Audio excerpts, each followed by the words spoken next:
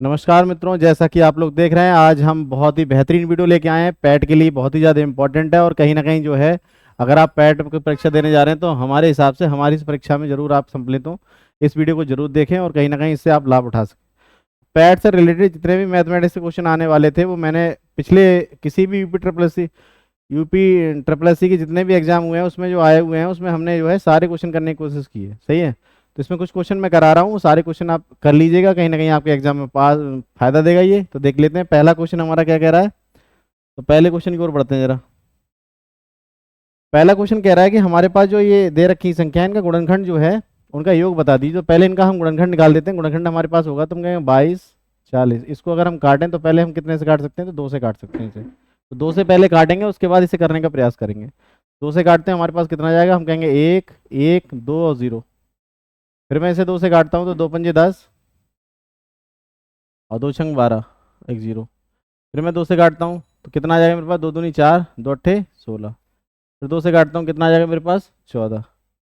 फिर मैं 2 से काटता हूँ, मेरे पास आ जाएगा 7। और 7 से फिर मैं काटता हूँ तो मेरे पास कितना आ जाएगा, 7 एकम 7। कुछ ऐसी कंडीशन बन जाएगी हमारे पास।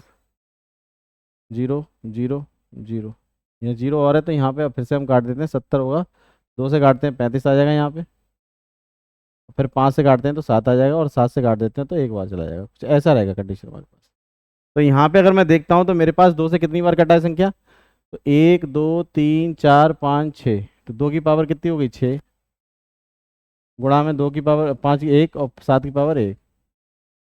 जब ये पावर होती है और गुणनखंड हमें निकालना होता है तो हमें कुछ नहीं करना है,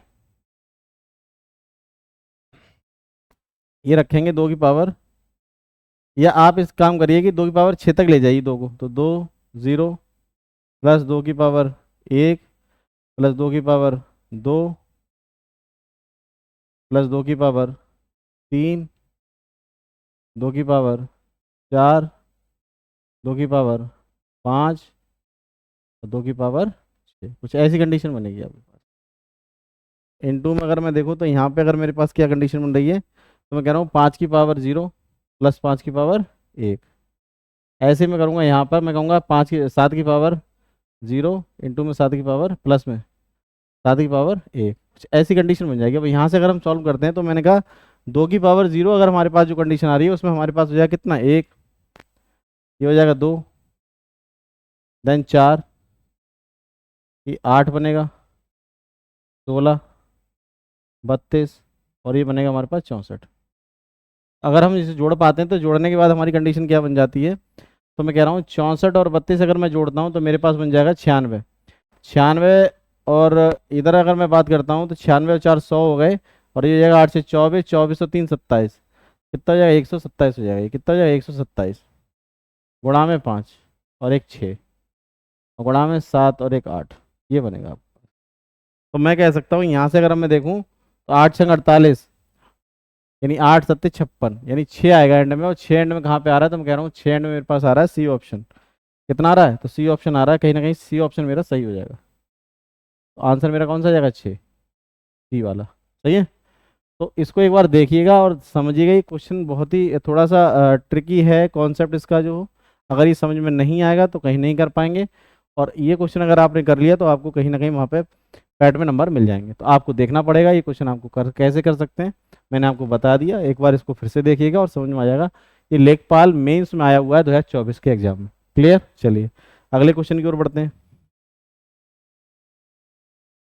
कह रहा है प्रथम 5 अभाज्य संख्याओं का योग बताइए। तो प्रथम 5 अभाज्य संख्याएं कौन कौन सी हैं वो देख लेना होता है, उसके बाद बात बनती है। तो मैं अगर ना आपको पता हो तो मैं आपको दिखा देता हूँ कौन कौन सी होती हैं। तो प्रथम अभाज्य संख्याएं अगर हम देखते हैं तो पहली 2 आती है, फिर मेरे पास 3 आती है, फिर मेरे पास 5 आती है, उसके बाद 7 आएगी, देन हमारे पास 11 आएगी। तो कहीं ना कहीं ये 5 हो गई, प्रथम 5, 1 2 3 4 5। और इसको अगर मैं देखूँ तो मेरे पास कितना हो जाएगा, 5 और 5 10, 10 7 17, 17 और 11 28। तो 28 मेरे पास आंसर आ जाएगा। और 28 आंसर मेरे पास कहाँ दिख रहा है, तो ऑप्शन नंबर डी में दिख रहा है। तो मेरा ये करेक्ट आंसर कौन सा होगा, ऑप्शन नंबर डी। बच्चों बताओ कि समझ में आया कि नहीं आया आपको। मुझे लग रहा होगा कि समझ में आ रहा होगा आपके। अगला क्वेश्चन की ओर बढ़ते हैं। तो अगला क्वेश्चन हमारा क्या कह रहा है, कह रहा है कि 37 सही 1/2 में कुल कितने 1/8 है। तो 37 सही 1/2 को हम पहले सही से लिखते हैं। तो इसे लिखेंगे हम तो क्या होगा, 7 दूनी 14 और 2 तियां 6। एक साथ और प्लस में एक, तो ये जाएगा हमारे पास 75। कितना हो जाएगा 72, 75/2। इसमें कितने 1/8 है, तो 1/8 हम इसमें भाग में करेंगे तो उल्टा हो जाएगा हमारे पास, तो 8/1 हो जाएगा। कितना हो जाएगा 8/1। इससे मैं काट देता हूँ, 4 बार चला जाएगा और 75 को अगर 4 से गुणा करते हैं तो मेरे पास आएगा 300। कितना आएगा 300, तो ऑप्शन नंबर हो जाएगा हमारे पास ए। ऑप्शन नंबर ए हमारे पास यहाँ पे राइट आंसर हो जाएगा। और अब मुझे लग रहा है सारे लोगों को समझ में आ रहा होगा बेहतर तरीके से, सही है। तो मैं दूर हट जाता हूँ, एक बार इसको देख लो सही से और बताना कि समझ में आया या नहीं। अगर समझ में आ रहा हो तो आगे कंटिन्यू करते रहिएगा, और कोई भी सजेशन हो, कोई भी आप हमें सलाह देना चाहते हैं तो सलाह दे सकते हैं। यूपी ट्रिपल एस सी का जो है लोअर का जो मेंस का एग्जाम हुआ था उसमें ये क्वेश्चन आया हुआ था 2019 में। हम इसे देखते हैं जरा 2019 का जो एग्जाम हुआ था, 2021 में पेपर हुआ था इसका, तो उसमें आया हुआ था। तो एम की अगर हम वैल्यू देखें तो एम को कह रहा है x² और एन को अगर कह रहे हैं तो हम कह रहे हैं x³ बोलिए। अब इसमें कह रहा है एक्स और वाई अभाज्य संख्या है, कैसी संख्या है, अभाज्य संख्या है। तो कह रहा है एम और एन का महत्तम समावर्ती बताइए, तो सही है। तो हम कहते हैं इसमें हम देखते हैं कि छोटी छोटी संख्या कौन सी बनेगी, तो छोटी संख्या हमारे पास बनेगी x²। कौन सी बनेगी x², और बाई में हमारे पास बाई बनेगी, तो हमारे पास बन जाएगा x², क्या बन जाएगा x²। तो ये ऑप्शन नंबर डी बन जाएगा हमारे पास, क्या बन जाएगा ऑप्शन नंबर डी। तो डी हमारे पास सही आंसर आ जाएगा। बस ये देखना है कि छोटी घात कौन सी होती है, जो छोटी घात होती है उसको हम उठा लेते हैं और वहाँ से हमारा बन के तैयार हो जाता है। तो यहाँ पर जो हमारा आंसर आ रहा है वो क्या आ रहा है, तो आंसर हमारे पास आ रहा है x²। अगले क्वेश्चन की ओर बढ़ते हैं। तो कह रहे 54 का अभाज्य गुणनखंड बताइए। तो 54 को जरा हम तोड़ने की कोशिश करेंगे। तो 54 को तोड़ेंगे, कैसे तोड़ेंगे भाई, तो 2 से काट देंगे पहले। तो 2 दूनी 4, 2 सत्ते 14, फिर 3 से काट दो, 3 ने 27, फिर 3 से काट दो, 3 तियाँ 9, फिर 3 से काट दो, 3 एकम 3। तो यहाँ पे अगर मैं देख पा रहा हूँ तो मेरे पास जो गुणनखंड मिले हैं 3 और 2 और 3 की पावर कितना आ रहा है 3। तो 2 और 3 की पावर 3 जो हमारे पास आ रहा है ये कहीं ना कहीं हमारे गुणनखंड है। तो यहाँ पे अगर मैं देखूंगा तो ये ऑप्शन मेरे पास कहाँ दिख रहा है, तो ऑप्शन नंबर मेरे पास दिख रहा है डी वाला। देखिए तो डी वाला हमारे पास करेक्ट आंसर है, और यही कहीं ना कहीं हम जो है सही कर पा रहे हैं। तो आप इसको देख लीजिएगा, ध्यान कीजिएगा। तो हमारे पास ये करेक्ट आंसर आ रहा है, ध्यान रखिएगा आप, सही है। चलिए अगले क्वेश्चन की ओर बढ़ते हैं। अगला क्वेश्चन क्या कह रहा है, ज़्यादा हम कोई बात नहीं कर रहे हैं, हम सीधे सीधे क्वेश्चन पे आ रहे हैं। और क्वेश्चन पे जो आ रहे हैं तो उस पर हम अपना क्लियरिफिकेशन कर सकते हैं।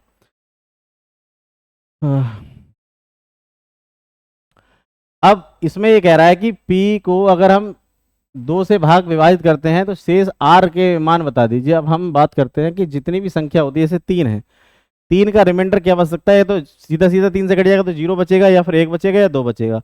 मतलब जितना भी बचेगा वो उस संख्या से पहले पहले का बचेगा। तो 2 से पहले कितनी संख्या आ जाती है, तो 2 संख्या आ जाती है 0 और 1। 2 से पहले हमारे पास मात्र 2 संख्या आ जाती हैं 0 और 1। तो इसका मतलब अगर किसी भी तरीके से हमारे पास शेष फल बचेगा तो या तो 0 बचेगा या 1 बचेगा, 2 होगा तो फिर से 0 हो जाएगा। तो ऑप्शन नंबर हमारे पास कौन सा है, ए आ जाएगा।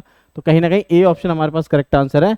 या तो इसकी अगर हम बात करते हैं 2 से किसी भी संख्या को भाग दीजिएगा, या तो ये पूरा पूरा कट जाएगा या फिर उसका रिमाइंडर 1 बचेगा। क्लियर। चलिए अगले क्वेश्चन की ओर बढ़ते हैं। अगला क्वेश्चन हमारा क्या कह रहा है, एम और एन पूर्णांक हैं और एम एन में निरूपित करता है तो क्या होगा। तो हमने पढ़ा रखा है कि अगर पी और क्यू हो तो पी बाई क्यू के रूप में अगर लिखा हो तो उसे परिमेय संख्या कहते हैं। क्या कहते हैं उसे, परिमेय संख्या।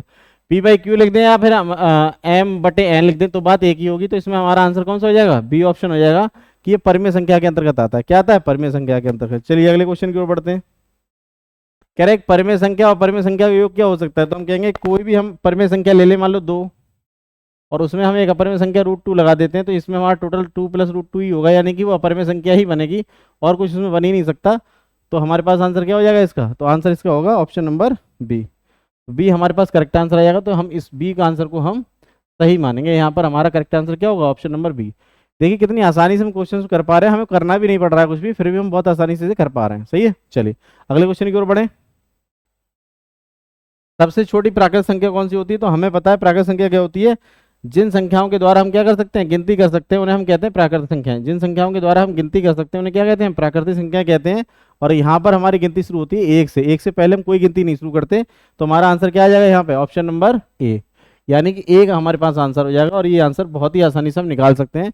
आप समझ सकते हैं कि पैट यानी यूपी ट्रिपल एस सी के आए हुए क्वेश्चन जो होते हैं वो ज़्यादा कोई कठिन नहीं होते, बशर्ते उनमें हमें चीज़ें समझ में आनी चाहिए। और यहाँ पर हम बहुत आसानी से समझ पा रहे हैं, हम कर पा रहे हैं उसको। ओके चलिए अगले बढ़ते हैं जरा। कह रहा है इसमें से अपरिमेय संख्या कौन सी नहीं है। तो हम कह रहे हैं जो संख्याएं रूट में होती हैं और रूट से बाहर नहीं निकल सकती वो सारी अपरिमेय संख्या होती है। यहाँ पे हम देखते हैं कोई ऐसी संख्या है जो रूट से बाहर नहीं निकल सकती या रूट से बाहर निकल जाएगी? तो देखो पहले वाले को तो हम निकाल ही नहीं सकते किसी कीमत पे भी, तीसरे वाले को भी नहीं निकाल सकते और इस वाले को भी हम रूट से बाहर नहीं निकाल सकते, यानी कि ऑप्शन नंबर बी हमारे पास करेक्ट लग रहा है। वो भी हम करके देख लेते हैं। तो हमने कहा ये रूट 11 प्लस रूट 7 और यहाँ देखते हैं तो रूट 11 माइनस का रूट 7। तो यहाँ पे अगर मैं देख पा रहा हूँ तो मुझे क्या दिखाई दे रहा है कि ए प्लस बी ए माइनस बी हो रहा था, ए स्क्वायर माइनस का 7, तो मुझे कितना मिलेगा 4। और ये क्या है? एक परिमेय संख्या। तो अपरिमेय संख्या नहीं है, ये परिमेय संख्या है। तो ऑप्शन नंबर बी हमारे पास करेक्ट आंसर हो जाएगा और कहीं ना कहीं यही आंसर हमारा सही है। तो बच्चों बताओ ये आपकी जो मैं पैट के लिए क्वेश्चन करा रहा हूँ कि ये सही है या गलत है? पहली बात तो क्वेश्चन तो सारे ही सही हैं, तरीका आप समझ लीजिएगा। अगर आपको अच्छा लग रहा है तो इसे अपने मित्रों तक शेयर कीजिएगा और कहीं ना कहीं जो है जितने ज़्यादा बच्चे हमसे जुड़ पाएंगे उतना बेहतर हम पढ़ा पाएंगे, उतना बेहतर हम कर पाएंगे। तो इसके लिए आपका सपोर्ट होना बहुत ज़रूरी है। सही है, चलिए। कह रहा है दो संख्याओं का योग 24 है और उनका गुणनफल कितना है हमारे पास? गुणनफल हमारे पास 143 है। तो हम कहेंगे अगर इनको देखें तो 15 ने में 145 होता है, 15 9 पंजे 45 होता है, तो 45 तो एंड में आएगा नहीं, यानी 5 आना चाहिए उसमें। 12 12 में 144 होता है, तो ये भी आंसर नहीं होगा। 10 ढाई 140 होता है, ये भी आंसर नहीं होगा। तो ऑप्शन नंबर हमारे पास आंसर कौन सा जाएगा? डी। तो ये क्योंकि यहाँ पर अगर हम देखें तो हमने कुछ भी किया ही नहीं, हमने सीधे अपना जो इन्होंने पैटर्न दिया था उसको हमने समझने की कोशिश की और बेहतर तरीके से हम उसको कर पाए। चलिए अगले क्वेश्चन की ओर बढ़ते हैं। कह रहा है दो संख्याओं का गुणनफल हमारे पास 2028 है, लेकिन उनका अगर एचसीएफ देखें तो 13 है, तो उनका युग्म बता दीजिए। हम तो कहते हैं तो 13x हमारे पास क्या बनेगा? हम दो संख्या ले लेते हैं, एक 13x हो गई हमारे पास, दूसरी होगी 13y। गुणनफल है ना, 13y और उसमें 2028 हो गया हमारे पास। ये पहले मैं 13 से इसे काट देता हूँ। 13 से अगर काटता हूँ तो कितनी बार जाएगा ये जाएगा आपके पास 13 एकम 13, बचे हमारे पास 7, 13 पंजे 65, बचे हमारे पास 7, 13 छः 78। फिर 13 से काटते हैं, 13 एकम 13, बचे 2, 13 दूनी 26, बचे 12। यानी एक्स और वाई की हमारे पास जो गिनती मिलेगी हमें 12 मिलनी चाहिए। तो 12 कैसे बन सकता है? तो हम कहेंगे हमारे पास 12 बनने की तरीका ये है, 1 और 12 ही गुणा कर दें हम, 2 और 6 की गुणा कर दें हम, 3 और 4 ही गुणा कर दें हम, और उसके बाद 4 और 3 गुणा हो जाएगी, फिर वही चलता रहेगा। तो कोई फ़ायदा है नहीं। और यहाँ से हम कंडीशन अगर हम देख पा रहे हैं तो हमें ये समझ में आ रहा है कि 2 और 6 में तो कॉमन आ रहा है। तो सबसे पहले ये देखना है कि कौन संख्या में कॉमन बनेगा। तो कॉमन हमारे पास 2 और 6 बनना है, तो हमने उसे निकाल दिया। हमारे पास 1 और 12 का जोड़ा बनना है जो 12 बना सकता है, 3 और 4 का जोड़ा बनना है जो हमारे पास 12 बना सकता है। तो ऑप्शन नंबर हमारे पास बच रहा है सिर्फ ऑप्शन नंबर बी, यानी 2 ही युग में तैयार हो सकते हैं। तो वो आसानी से हम निकाल पाए हैं। तो बताइएगा ये समझ में आया कि नहीं आया? मैं आपको थोड़ा हटे जाता हूँ जिससे कि आपको दिखाई दे रहा हो और कहीं ना कहीं बेहतर तरीके से आप उसे समझ पाएंगे, बेहतर तरीके से कर पाएंगे तो आनंद भी बहुत आएगा। ओके चलो। कह रहे इसमें इकाई अंक बता दीजिए। इकाई अंक बताने के लिए हमें पता क्या करना है? हमें पता है इकाई अंक के लिए क्या करना होता है। जब यहाँ पे बात कर रहा है ये, तो 6 का इकाई अंक कुछ भी हो, पावर कुछ हो, हमें कोई फर्क पड़ता है नहीं। तो 6 का 6 रखेंगे यहाँ पे, गुणा में 7 की पावर हम 4 से डिवाइड करेंगे, जो भी हमारे पास बचेगा बता देंगे। तो 4 से अगर हम डिवाइड करते हैं तो 4 से डिवाइड करने पे क्या होता है? 4 एकम 4, बचे 2। 65 को डिवाइड कर रहे हैं हम, 4 एकम 4, बचे 2, 4 छंग 24, बचा 1। तो हमारे पास 7 की पावर 1 हो जाएगा। और यहाँ पे हम देखेंगे तो हमारे पास आएगा 3। 3 पे फिर से हम 4 से डिवाइड करते हैं 57 को, 4 एकम 4, 4 चौक 16, 3 की पावर 1 बचा। तो हमें पता है 7 गुणा में 6 और गुणा में 3, तो 3 छः 18, 8 आ गया, 8 सत्ते 56, 6 आया। तो आंसर हमारे पास कौन सा होगा? ऑप्शन नंबर बी आंसर होगा हमारे पास। ये करेक्ट हो जाएगा। इसका आंसर क्या हो जाएगा? 6। देखो कैसे समझ में आया कि नहीं आया, बताइए जल्दी से। और उम्मीद है सारे लोगों को समझ में आया होगा। ओके चलिए अगले क्वेश्चन की ओर बढ़ते हैं। अगला क्वेश्चन क्या कह रहा है हमारा? कह रहा है निम्न में से कौन संख्या 3 से विभाजित नहीं की जा सकती? तो देख लेते हैं कौन सी 3 से विभाजित हो रही है, बाकी जो नहीं करेंगे वो नहीं होगी। जैसे ही हम कर रहे हैं 9 बन रहा है यहाँ भी, 9 बन रहा है यहाँ भी, सही है। ये 9 बन रहा है, ये 9 बन रहा है, ये 6 बन रहा है और ये 6 बन रहा है, ये 3 से कट गई। ये 9 बन रहा है, ये 6 बन रहा है, ये हमारे पास 9 बन रहा है, ये 3 से कट गई। ये हमारे पास 3 बन रहा है, 9 बन रहा है, 9 बन रहा है, 9 बन रहा है, 8, ये नहीं कटेगी, 8 बचा है यहाँ पे। जबकि इसमें देखो 6 3 9 9 ये सब कट गए। तो हमारे पास डी ऑप्शन जो है उसमें 8 बच रहा है और 8 हमारे पास 3 से घटता नहीं है। तो ऑप्शन नंबर हमारे पास कौन सा हो जाएगा? तो ऑप्शन नंबर हो जाएगा डी। तो ये आंसर आप आराम से लगा सकते हैं। तो कुछ इसमें खास ऐसा है नहीं जो आपको पढ़ाना पड़े, मुझे लगता है आप अब जब भी पैट का पेपर देने जा रहे हैं बहुत आसानी से मैथ के क्वेश्चन कर पाएंगे। अगले क्वेश्चन की ओर बढ़ते हैं। अगला क्वेश्चन हमारे पास क्या कह रहा है, देखो कह रहा है कौन सी अभाज्य संख्या नहीं है। तो इनमें हम देखते हैं, तो हमारे पास अभाज्य संख्या कौन सी नहीं दिखती है, तो 31 एक अभाज्य संख्या, ये हमें पता है। 41 हमारे पास है।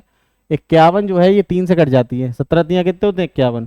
अभाज्य संख्या की परिभाषा ये होती है वो संख्याएं जो केवल केवल अपने आप से कटें। तो 17 और 3 से कट रही हैं, यानी कि ज्यादा से कट रही हैं, तो ये हमारे पास एक अभाज्य संख्या नहीं होगी, ये भाज्य संख्या है। तो ऑप्शन नंबर कौन सा हो जाएगा, सी। चलिए अगले क्वेश्चन की ओर बढ़ते हैं। अगला क्वेश्चन क्या कह रहा है, और यहाँ पर हमारे सारे क्वेश्चंस खत्म हो चुके हैं। आप लोग बताइएगा कि क्वेश्चंस आपको कैसे लगे। अगर बेहतर लगे हो तो जरूर इसे जो है शेयर कीजिएगा अपने मित्रों तक, और कह दीजिएगा कि पैट की जितनी भी तैयारी अभी 6-7 दिन में आप कर सकते हैं, तो ये वीडियोस देख लें तो उससे आपको फायदा मिलेगा। चलिए मिलते हैं नेक्स्ट वीडियो के साथ, तब तक के लिए नमस्कार, जय हिंद।